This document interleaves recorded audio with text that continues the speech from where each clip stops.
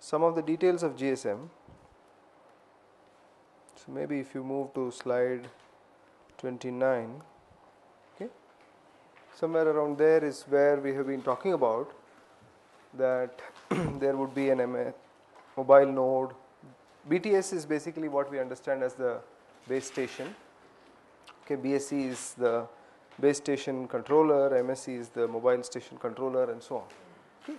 So we'll go a little bit more into details about how the GSM air interface is first structured, and then we'll come back to look at how roaming works and other such issues. Okay. Again, let's not go through all the slides sequentially. Let's just go ahead and try to do it as though it didn't exist and we are inventing it. Okay. So just to quickly recap, we have now GSM operates in the 900 megahertz band,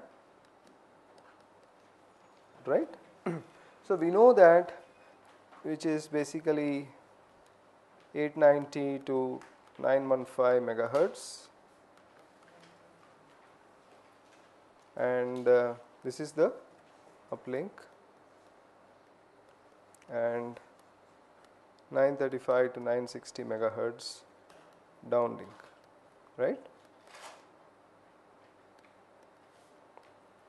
We have seen that it has 125 channels, 200 kilohertz. Okay. This is what is called the physical structure of the system. Okay. This is the physical structure of your GSM system. Okay. Now we want to understand how this, what is the logical structure of the system, right? So let's try to ask a few questions. One is, what happens during power on, right? Outgoing call, incoming call. Okay. See, the reason why we are trying to do this in this manner is that as it is, it's very dry. Okay. There's a lot of acronyms and lot of really dry description, and if we take it at 2:30 in the afternoon after a nice lunch, then I can kind of anticipate the effect. So let's try to do it in a different way. Let's try to understand why it is set up like this. So that is the objective. So what it is can be found in a book. Okay. Why it is something which is a little bit more involved. Okay. So again, keep in mind the objective. What is the objective now in a GSM system? I am paying a lot of money for licensing. Okay. Always keep that in mind. I am paying a lot of money for licensing. I need to extract the maximum juice out of my system in order to make profit and so on. Okay. So now what we are saying is, so think of it this way. Suppose the power on, everything is established, and I want to establish an outgoing call. Okay. Would I allocate one slot straight away? Right? So the question is like this. If you see, this is what we have understood so far. Okay. 935 megahertz to 960 megahertz is the downlink, which has 125 channels. Each channel is split into 8 slots. Similarly, there is a 890 to 915 megahertz. Each channel is split into 8 slots. Okay. So let me ask a question here. Why is 890 to 915 the downlink? The uplink and not the downlink? Okay. So the reason here, so the point I want to illustrate is that all of these numbers have some logic behind them. Okay. So it could well have been the other way. I mean, if we are just doing it in theory, it doesn't matter which one is uplink, which one is downlink. But it turns out that what you want to do is you want to conserve the battery power of the mobile for as long as possible, right? So now if it is transmitting at a lower frequency, it's going to consume less power. So that is the reason why you have the uplink as 890 to 915 megahertz and the downlink is at the higher frequency, because that would require more power, but the base station anyway is powered up, so that does not matter as far as the base station is concerned. Okay. Alright. So given that we are doing like this, so the question now is that as soon as somebody wants to establish a call, do we just pick up one of these slots and allocate it to that mobile? Okay. Alright, see the key reason is, unless you are sure that the call is going to happen, there is no point in tying up the entire resources. So you want to delay tying up of resources for as long as possible, right? That is the key idea. You want to delay this tying up of resources. So how do I decide whether the call will be established or not? What are the parts involved in establishing a call? This mobile has to request for a channel, then the network has to see where the other guy is, right? And then the network has to figure out whether that it has to give a ringing tone on the other side.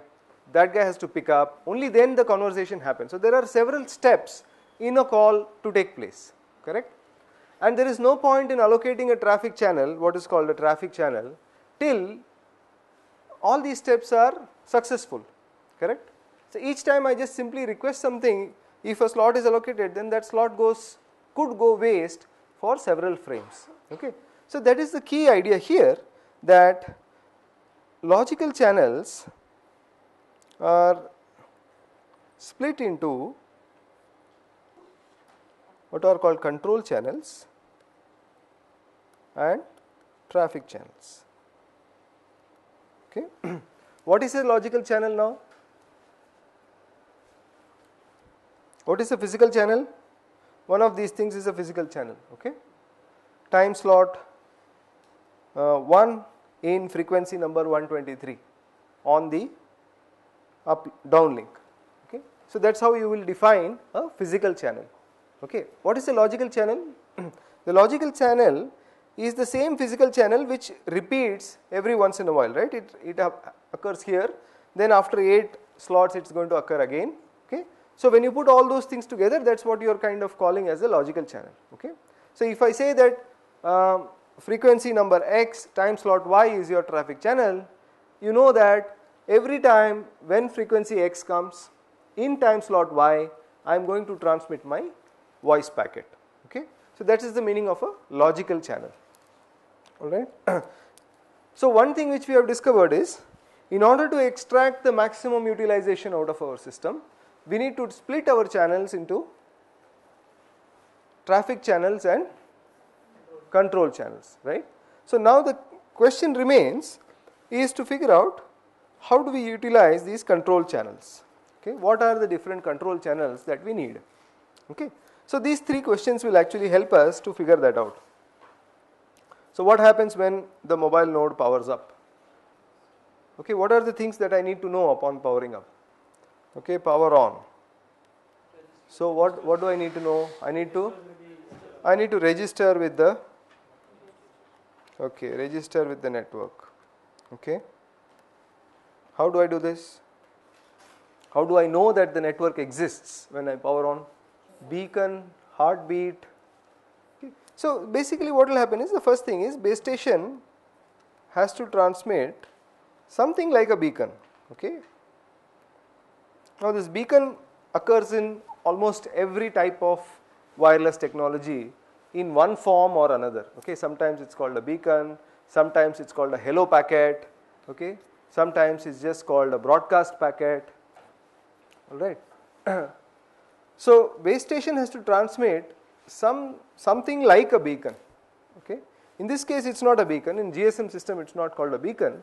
It's called a broadcast control channel. Okay. So how do I know that I am receiving the beacon? Is the question making sense? See, finally all said and done, it's a string of zeros and ones. How do I know that I am receiving a beacon now? There are so many channels. How do I know which channel the beacon is being transmitted on? I am the mobile node. Okay.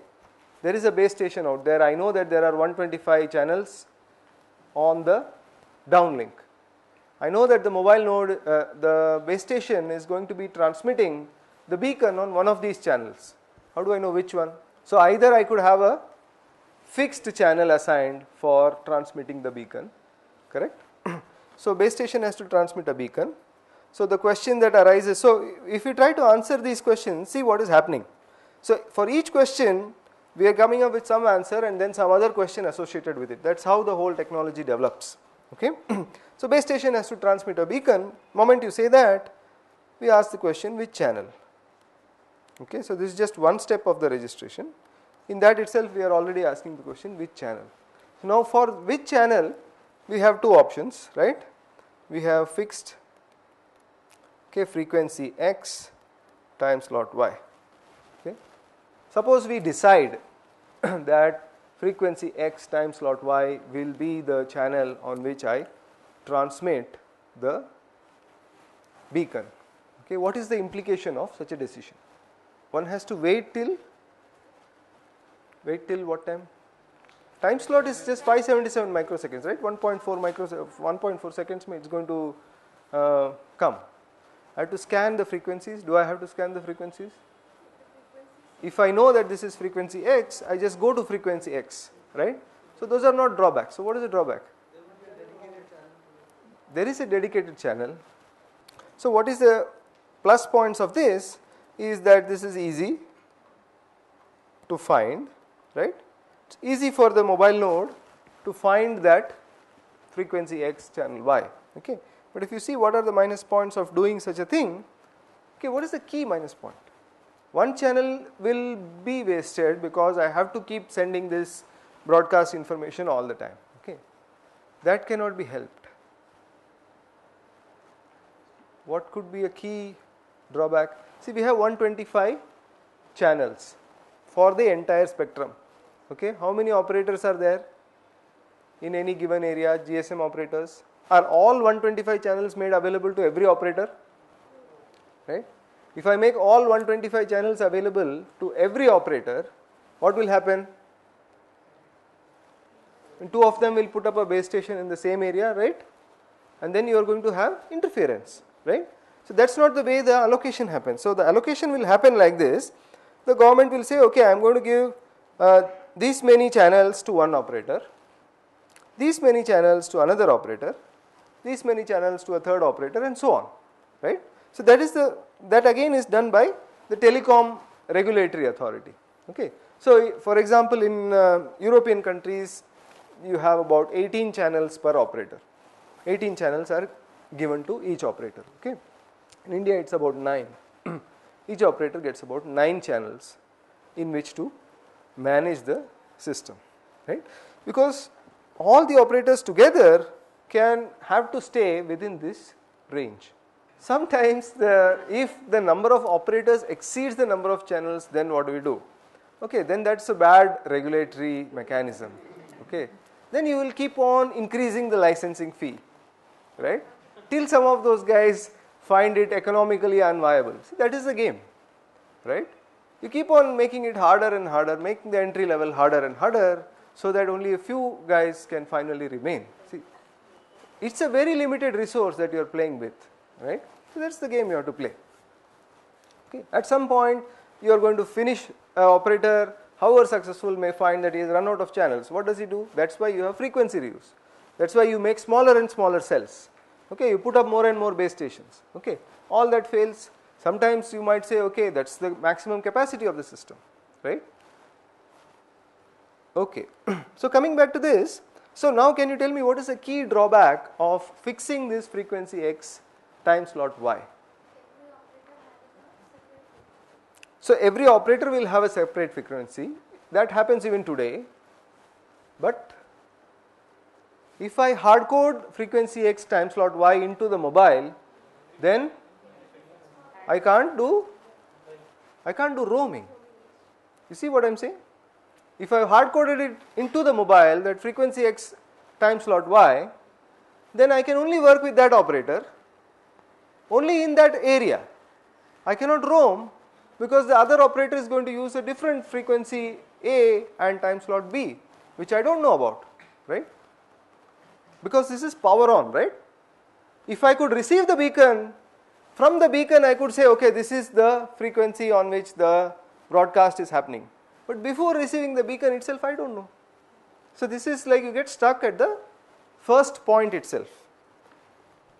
So this is no, okay, you cannot do any roaming if you are going to use a fixed mechanism of identifying this. Is that making sense to everybody? Okay. So we agree that we should go for a dynamic mechanism, right? Yes or no? Yes. So given that, how do I find out which channel? Same problem. So now I know that I need some dynamic mechanism, I can't do fixed. How do I find out which channel is the beacon coming on? I scan the channels and no code. What? I can't find any format. See, think of it like this, okay, you have 8 slots, right? So, which means I have to scan each channel, scan at least 8 slots in each frequency channel, then move to the next channel, then move to the next channel, then move to the next channel. That's the way I have to move in order to find out whether there exists a beacon in my system or not. Okay, is there an easier way of doing that? We can fix the time slot within every channel. Not really done, but it's not, I don't think it is incorrect to do that. Okay. So what is done is very straightforward. See, again you want a very simple solution. What is that? What could it be? It's a channel on which there is the highest power. Okay. See, because that is what the mobile has in its hand at that moment. Okay. It cannot decode any signals. It has not understood, it has not synchronized with the base station. Right? It doesn't know how far away it is from the base station. It doesn't know what is the clock frequency of the base station, nothing. But it can always measure the received signal strength, because that is a very, very basic measurement which can be performed by the device independent of whether it is registered or whether it is connected or anything, right? Okay. It has to scan through all the 125 channels or whatever, all the channels of that operator. Okay. If it is, so that's why whenever you power on, it takes a while for your, that antenna stick to appear on your mobile, right? The signal strength stick takes a while to appear every time you power on, because the mobile has to scan all the channels and then it looks for the channel which has the highest signal strength, highest received power. That too, it does not know that this is the broadcast control channel.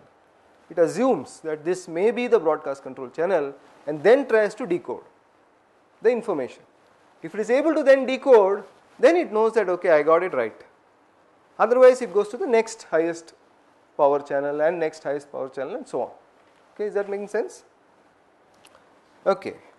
So let's say we figured out this thing. So this is called the broadcast control channel, BCCH. Okay, this is the most important control channel in your GSM system. Okay, what is the information that has to come on this channel? Okay, so the information that comes on this channel is frequency correction. Okay, there's lots of these acronyms exist. Okay, there's frequency correction. First you have to align in frequency with the base station, right? You may be slightly off. I mean, these are all very low level electrical stuff. Okay, you may be slightly off, but it will make a difference. So you align in frequency and you have to synchronize with the base station. Okay, synchronization channel. So there is a frequency correction channel, there is a synchronization channel. What other information comes along with the BCCH? What is the information? Suppose think of it as a packet that is being transmitted. Think of the beacon as a packet which is being transmitted by my base station. What will go inside that packet? What should go inside that packet? Cell ID, okay. Then timing reference. Location means what? Cell ID. Subscriber is the mobile node, the complement of the subscriber, right? Network ID, operator ID. Okay. So this is some of the key information which your broadcast control channel has to carry. Okay, what is the cell ID? What is the operator ID? So it has to say orange, this, that, what not. Otherwise, how does the mobile know which network is it listening to? Correct? So cell ID, operator ID, then it will give a frequency correction, and then there is a timing reference channel. Okay. What happens after that? We will come to the details of how the timing happens. Okay, what happens after that? So the base station has transmitted the beacon. Then what do? I have synchronized in frequency, I have synchronized in time. Okay, synchronizing in time is not very easy. We will get to that. So that I know where I am. is just a BTS ID, cell ID or the BTS ID. It's called the BTS ID also. Okay, so the next step that should happen is, so assuming that the timing has been synchronized, so the step 2, next thing that it does is after the, so basically what has to happen is mobile, okay, so the first thing that happened in power on was that the base station told the mobile that it exists, correct? Does the base station know that the mobile exists? No. So that is the next thing that has to happen in your power on scenario. The mobile has to now somehow notify the base station that it exists. How always means which channel at this point, right? Which channel do I send this information in? The mobile is just powered on, it's scanning all the channels one by one. It finds one channel which has the highest power. It says that okay, this may be the broadcast control channel, it monitors that channel to see that is there a frequency correction sequence that is coming in this channel. Once that comes, it says okay, I am corrected, I am synchronized in frequency with the base station. Then it looks for some timing information, so that it now knows what is the need for the timing information, so that it can align itself in time with the base station, right? So what the base station thinks as slot 3 should be the same as what the mobile thinks as slot 3. If they are different, then there is going to be chaos in the system, right? Somebody is going to transmit at some point, somebody else is going to transmit at some other point, right?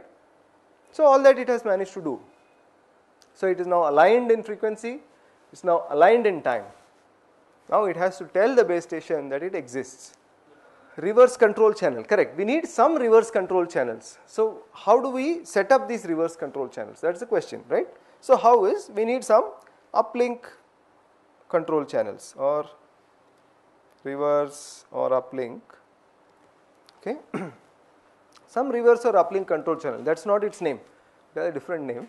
Randomly I try to transmit in any channel, all you people are speaking, I just come there, I power on, I randomly transmit, what happens to your conversation? I can't do that, so the question is not making sense, I guess. So I need to find out which channel in which to transmit my uplink information.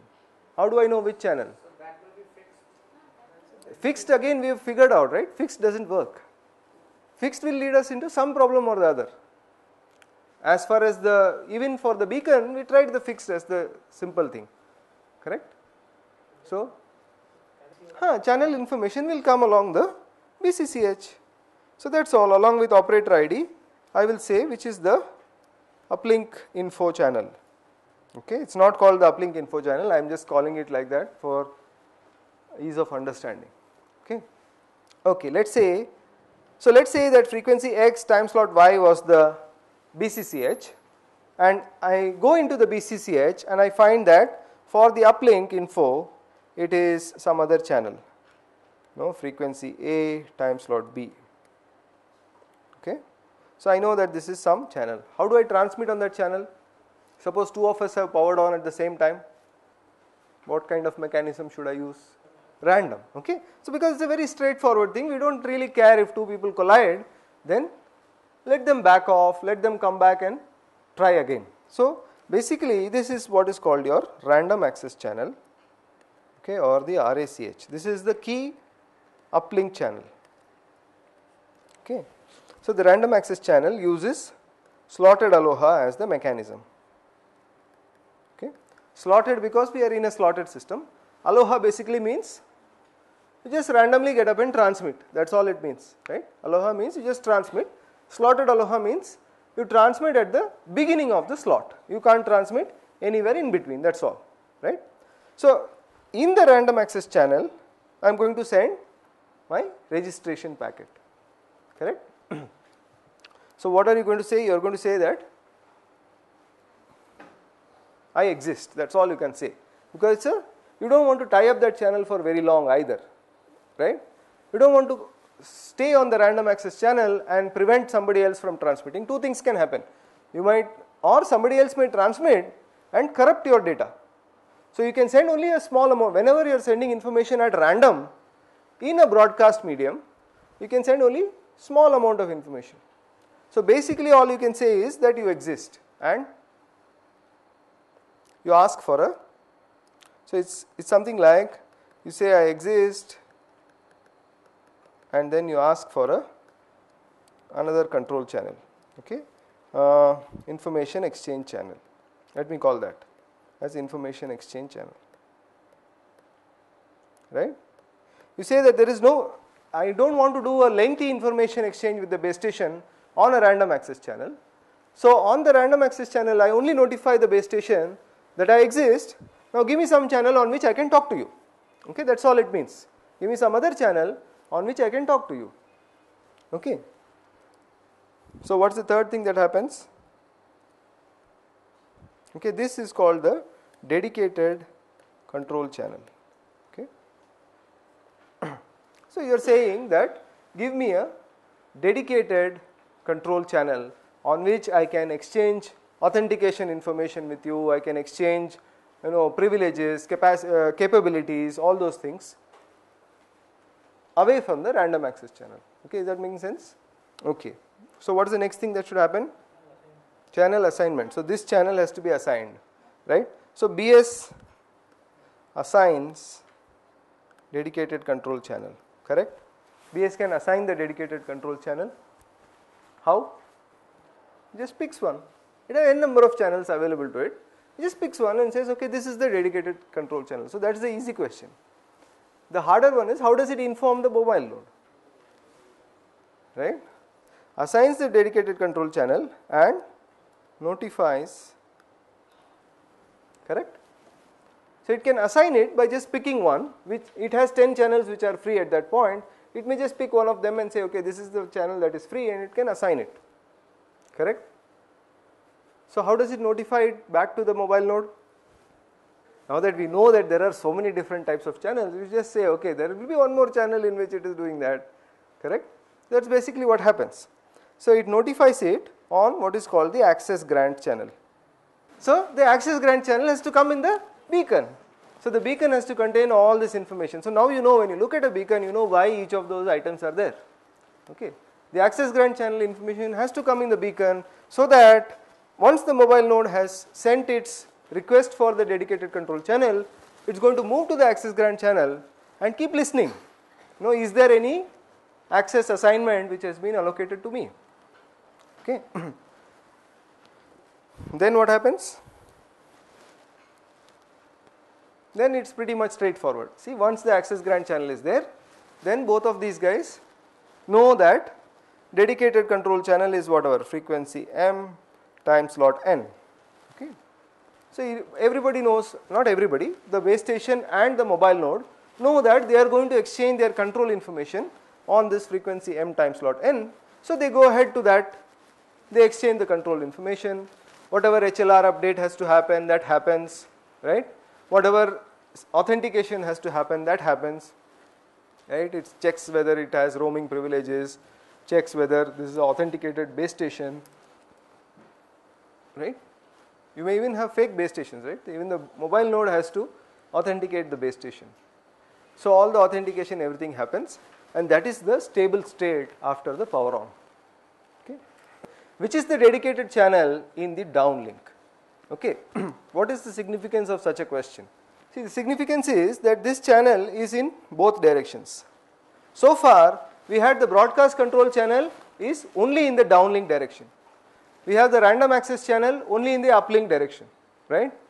Again, access grant channel only in the downlink direction, right? But the dedicated control channel has to be in both the directions, because I need to send information to the base station has to send information to me, right? And now what I have written here is that dedicated control channel is frequency m times slot n. Okay. How do I know which is it? How do I say which is, whether this is for uplink or for downlink? So one way of doing it is very straightforward. See, the brute force method is always straightforward, right? I could always send two different information to the mobile node. I could always say that this is the one for uplink, this is the one for downlink. That's easy. But that's tedious. Can we do something smarter? That's the question. How do I know which one, whether to use the same one? So if you see this figure, you see that there is something which is shown as a delay. Okay. So what is done is, for any in a GSM system, any two-way channel, we use the same frequency number and the time slot number. Okay. See, for example, this is frequency channel 123. Okay. This is also frequency channel 123. Okay. So the channel ID is the same, 123, but the frequency in which they are operating is different, right? This guy is in some 914.8 to something. This guy is from 959.8 to something. But they are both frequency channels. So this is frequency channel 123 on the downlink. This is frequency channel 123 on the uplink. Okay. So when I am assigned frequency channel 123 time slot 3 as my dedicated control channel or as my traffic channel, it also means that frequency channel 123 time slot 3 is my corresponding uplink channel. Okay. So that coupling is understood. That's where they use a little bit of intelligence. So now what happens here is, now both of these cannot be happening at the same time, right? I cannot be receiving and transmitting at the same time.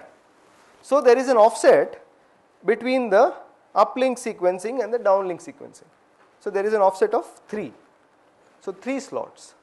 So what this means is, if I am receiving data on frequency channel X time slot Y, then on the corresponding uplink frequency, after 3 more time slots, I will transmit the data.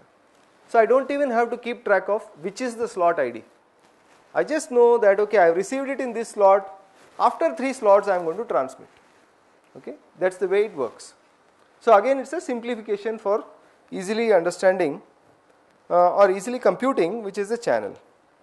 Okay. All right. Let's see what happens now when we have a incoming call. Which one shall we do first, incoming or outgoing?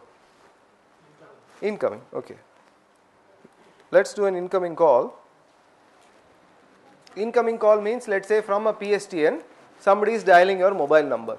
Okay. How does your mobile ring? First thing is, base station sends it on the, it has to page for the mobile, right? What we just worked out before going for lunch. I had to do some paging in those cells saying, where is this guy? Where is mobile X? Okay, then allocation of dedicated channel for response. How do I know which cell to allocate in? I am paging in multiple cells. Paging will always happen in multiple cells. See what is happening. The dedicated control channel is also not going to last forever. Right? The dedicated control channel is also given for only a certain amount of time till the authentication, everything is done.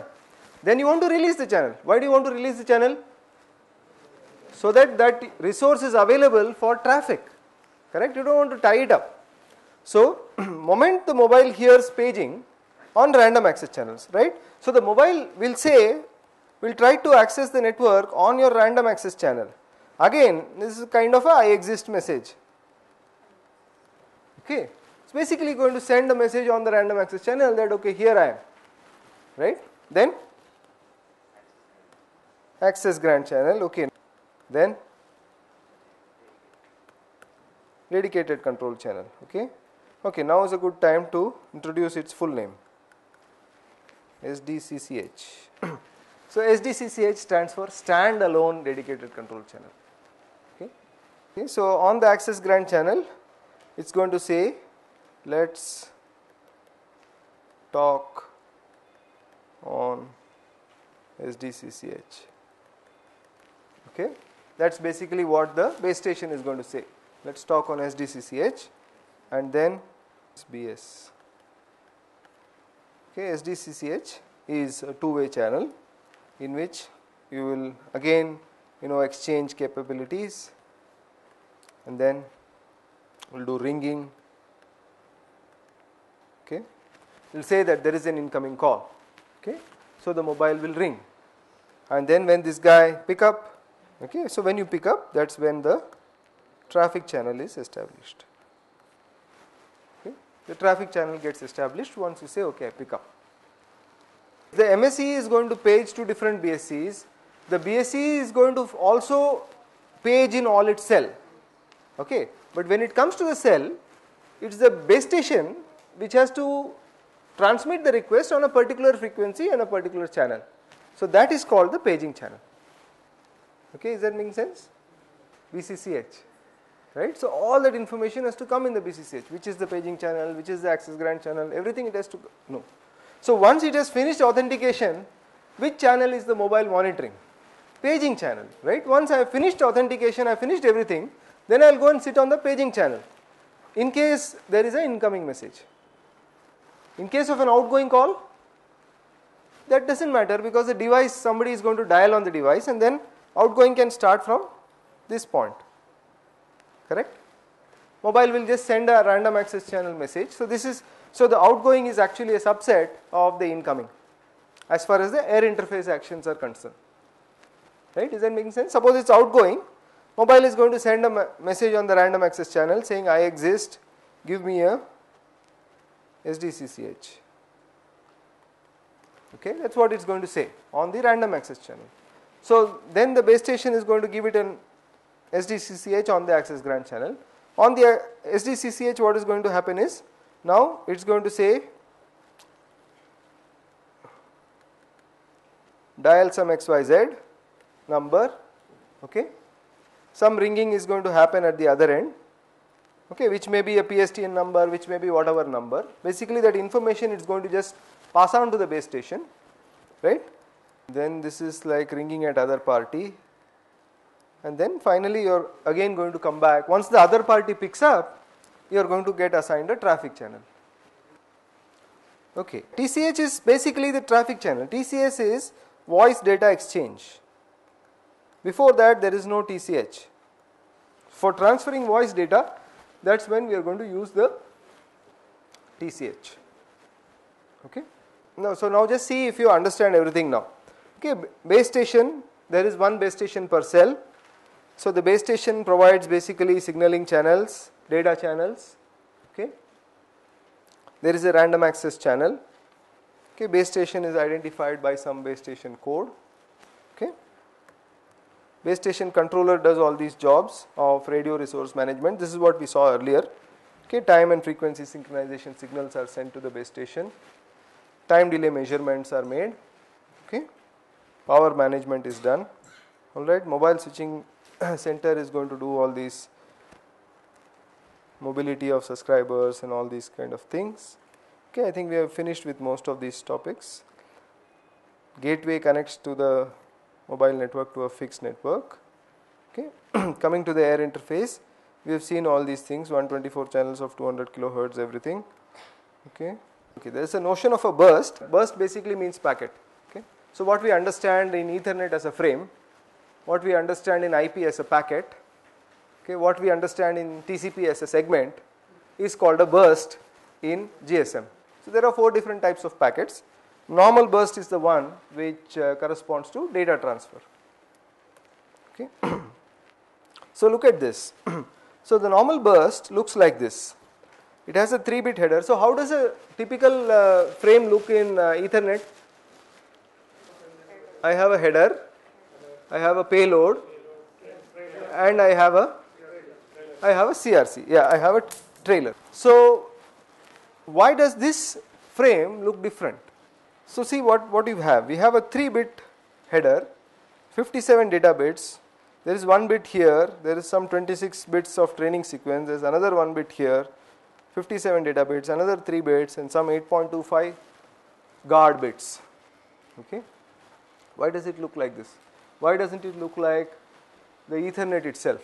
You know, a header followed by data followed by a error correction. Okay. See, so let's say you have a signal or a sequence or a bit sequence, okay, and you want to transmit this over a wireless channel. Okay, so typically what happens is, in the channel you will have some noise that will get added to your signal, correct? Some noise will get added to the signal in the channel, right? So how do you know what is the channel condition? the way to know it is to predefine a sequence, right? So I'll say in the beginning itself I'm going to transmit some, let's say 1011, 011, 011, 011, some sequence like that, okay? And so this is the transmitter. This sequence is what I am going to transmit. Some noises got added, and what does the receiver receive? Receiver may receive, let's say, 01, 01, 01, 01, something like that it receives, right? Now the receiver knows that it was supposed to receive this, okay? This is called the training sequence, okay? So the receiver knows that it was supposed to receive this training sequence, but instead of receiving the training sequence, this is the received sequence, right? So if I compare both these sequences, I can estimate the noise in the channel, right? If it is the same, then I have a good channel, right? There is no noise in my channel. If there are 1 or 2 bits off, I know that there is some noise in the channel. So I can estimate the channel condition. So appropriately, I may have certain error protection or error recovery mechanisms, okay? Does that make sense? Okay, so that's basically what we are trying to do with the training sequence here, okay? So the training sequence is for channel synchronization or estimating the channel condition, okay? Everybody agrees? Why does it come in the middle? Typically you would put it in the beginning, okay, because it's a wireless channel. On the other hand, if I put it in the middle, I can assume that more or less this is what held here and more or less that's what holds here. So by and large I can recover both parts of my data if I put the training sequence in the middle instead of at the beginning, okay? That is the key reason. If I put it in the beginning, then it will hold for certain amount of bits after that, but then it may drift off. If I put it in the middle, I know that it holds for what came before and holds for what came after. That is the reason. Okay, is that making sense? Okay. So what are these one bits here? What does it say? It says 1 signaling bit.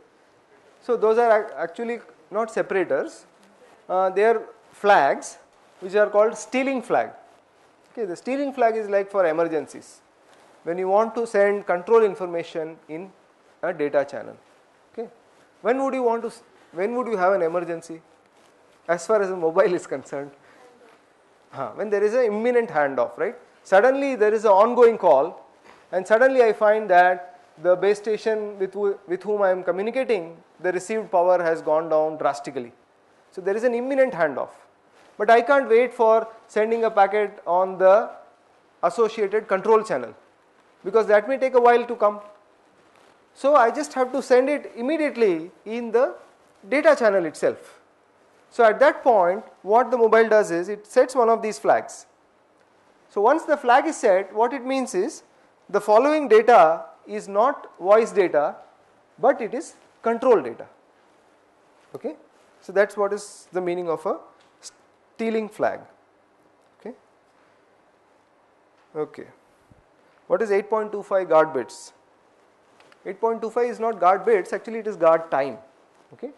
So since we are saying 577 microseconds, and if you convert all of this, it will come to slightly short of 9 bits. So it's 8.25. So it's not like, don't think of it as bits, but it's a certain amount of time which is left vacant on the channel. Guard time it is. Okay. Okay. So on the air interface, we have seen that there is a traffic channel, broadcast channel, control channel, dedicated control channel. There is also something called an associated control channel, which is basically used when there is a traffic channel existing. Okay. If there is no traffic channel, then I live only with a dedicated control channel. If there is a traffic channel, then there is an associated control channel. Okay. So I guess most of these things you will know. Okay. So let's come to one interesting aspect. Okay. So ignore all these things, full rate traffic channel, half rate traffic channel and all those things. So what we want to understand is, let's go back to traffic channel. Okay. Okay, traffic channel, we saw that there are 57 bits plus 57 bits. Okay, in each frame we have 57 bits of data, and then there is some other 57 bits of data that come in. Okay. So what we will try to understand now is what is it that we need to keep in mind. Why is there no CRC? See, when do I need CRC? I need CRC for error detection, right? So there is no use for me to do error detection. Again here, see, there is a trade-off. Now because my channel is a very important resource, I don't mind putting in extra effort to do error protection. I cannot afford to have error detection in my system, because error detection is always typically followed by retransmission. Okay, so I don't want any retransmission in my system. That is a waste of channel resources. Okay, so in a GSM system there is error protection instead of detection and retransmission. Okay. So the idea why it is to be done is fairly straightforward. I want to save my I want to just simply avoid retransmission. I don't want to do any retransmission, but at the same time I want maximum amount of the data to go across, right? So now the question is, how does it do error protection? Okay. So one thing we have to understand is that it does not transmit the voice as it is. Okay. So what we may assume is that have you wondered why your friend's voice, the same friend's voice, sounds different on a landline versus a mobile versus real? Why is that so? How many of you have noticed that is true? Right? Many people have noticed, right? Why does the voice sound different in each system? Okay, so what happens with voice? Voice I am going to sample. Okay, so I am going to sample voice and I am going to generate a bunch of bits. Okay, so if it is an analog system or if it is a wired system, it doesn't matter to me. I send the whole thing. I send the full sample. Let me just say speech is sampled, and in a PSTN line this can be packetized, or in any other voice over IP line it can be packetized or digitized or whatever, right, and transmitted. That is a typical way in which I could do that. Alright. What happens in GSM? Again, I don't want to waste my bits on the air, so I don't want to send all the sampled bits. Okay. So in GSM what it does is, after this sampling, okay, it has something called a model. It uses what are called vocoders, okay, voice coders. Okay. So this has a model of human speech, voice box. Okay. So what, instead of the entire sampling being transmitted, what it is transmitting is basically vocal cord frequency X, excitation energy Y. Okay, just transmitting key parameters. Okay. So these are the parameters that are being transmitted. So instead of transmitting the entire sampled speech, it just models this voice and it transmits saying that, okay, for this frequency of vocal cord frequency, so much is the energy that you have to supply, and so on. So these are the things that go, and at the other end,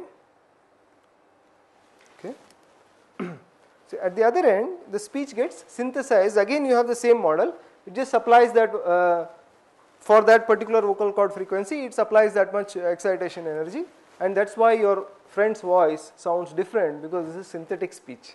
It's not the sampled speech as it is, which is what you would have heard in this case, correct? Okay. So what we now have is a bunch of bits now. Okay. What are our bunch of bits? We have bits saying corresponding to the vocal cord frequency and the different excitation energies. Okay. So now see what happens in your GSM system. Okay. So what it does is, this is how it does the error protection.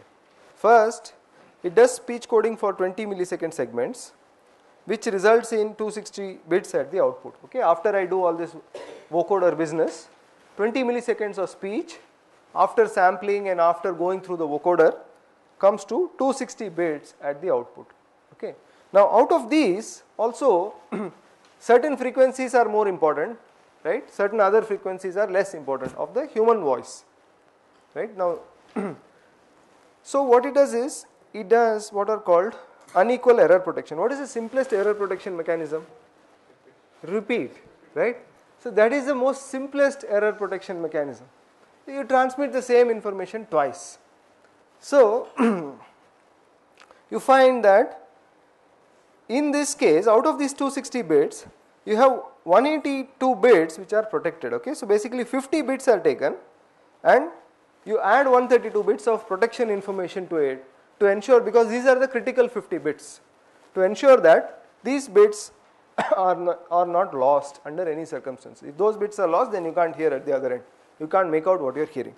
The other 78 bits which are unprotected, they are only going to add to the quality of the voice that you are hearing, but they are not essential, so you leave them unprotected. Okay. So then what happens is the channel, it codes the 260 bits into 8 into 57 bit blocks of 456 bits. Okay, let me come to this in a moment. Okay. So see what is happening. You have speech, 20 milliseconds of speech is taken to 260 bits. Okay, 260 bits is encoded into 456 bits. Is that making sense? Channel encoding is where you are going to you can say kind of add the additional modulation information, everything. Okay. So this is basically what you have to transmit on the channel. 456 bits have to be transmitted on the channel. Okay. How many levels of error protection are over already? One level of error protection is over here, because in these 260 bits we know that 50 bits are very important and they have been protected by adding them twice and so on. Okay. So now we come to this 456 bits. What does it do with the 456 bits? Now that's also very interesting. It does something called block interleaving. So I have 456 bits which come from the first 20 milliseconds of speech. I have another 456 bits which come from the second 20 milliseconds of speech. Okay. So now this 456 bits you chop into 8 bits of 57 bits. Okay, 8 chunks of 57 bits. All right. So this blue thing is the first 57 bits from here. This blue thing is the first 57 bits from here. Okay. So you remember that in my normal frame, what did I have? I have two 57 bits in the packet that I am going to transmit, right? So what it does is, it takes this 57 bits, puts it in the first half here of the normal burst. It takes the other 57 bits and puts it in the second half of the normal burst. Understand? So in one packet, what it's doing is, it's not even sending two speech portions which have any connection with each other. It's sending 20 milliseconds from what I said 20 milliseconds ago, and it's sending 20 milliseconds and it's sending 57 bits from what I'm saying now. Okay, why? Again, if one of these is lost, because human voice and the human mind can reconstruct the voice, even if one of these 57 bits is lost, that entire 20 milliseconds is not lost. Is that making sense? So this 260 bits, from here 157 bits have come here, from here 157 bits have come here. That is what is going in one frame. Okay. So this is called block interleaving. Okay, so it has done one level of error protection. Okay. So error protection, the first is 260 bits. I have 182 bits protected, correct? Second one is block interleaving, okay, which basically means 57 bits of two different speech segments, right? Third one is again another interesting thing which it does, which is called bit interleaving. Okay, so the third thing is actually straightforward. So what it does is with these 57 bits, okay, what does it do? Okay, it writes the 57 bits into an array in a row wise manner, okay, and read column wise. Okay. What is the effect of this? What happens as a result of this is that, see, all our speech error recovery techniques work if there are 1 or 2 bits here and there which are in error. Okay. If a huge chunk of bits are lost which are contiguous, then the error recovery mechanism becomes hard. Okay. So I am basically going to write my data in this manner.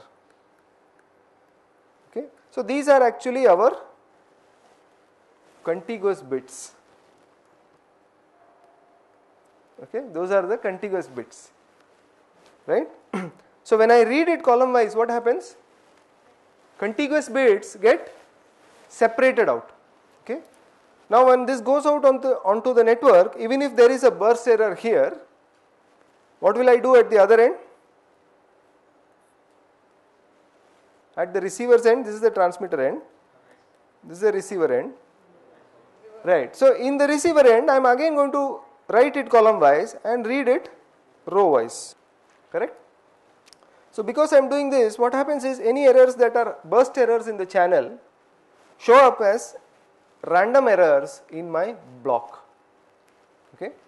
So these are the 3 important ways in which GSM tries to protect against errors. Okay. One is doing error protection for some of the data itself, okay, by doubly transmitting it or whatever. Then it does block interleaving, and finally it does bit interleaving at the before transmitting on the channel. Okay. So that's how we get here. Okay. So since most people are desperate for a break, I'll stop here.